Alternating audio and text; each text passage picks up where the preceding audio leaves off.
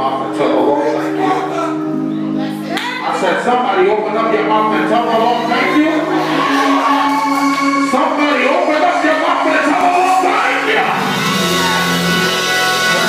I'm sorry, I thought I came to the house of God.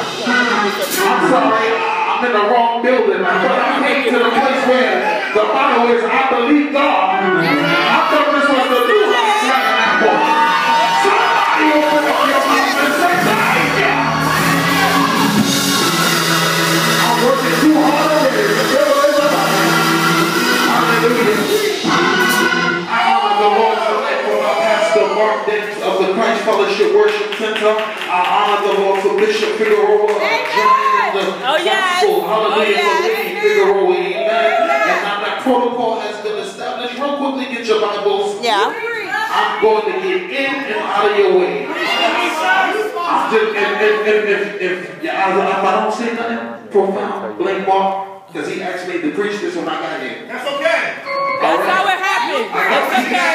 You preach. Do my best with peace. Real quickly, just turn with me to the book of Romans, the 8th chapter, 28th verse. Work it. Your way. The Bible, please stand on your feet for the reading of the word.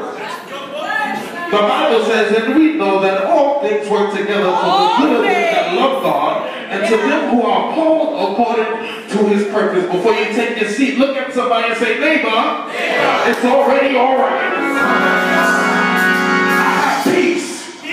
My word is peace. It's already. Wait for me. I'm going to let you know when I'm ready. I got peace. And the way you obtain peace is first you have to have covenant.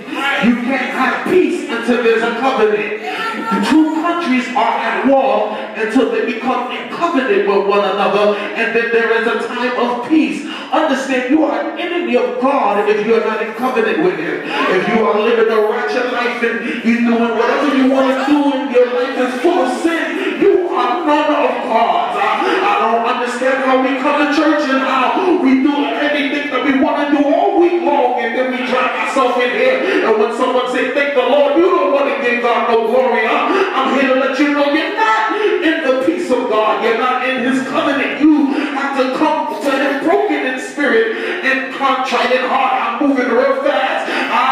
So now I have peace. And Paul says, for we know that all things work together. Why? He said all things work together because he wanted to encourage you that in order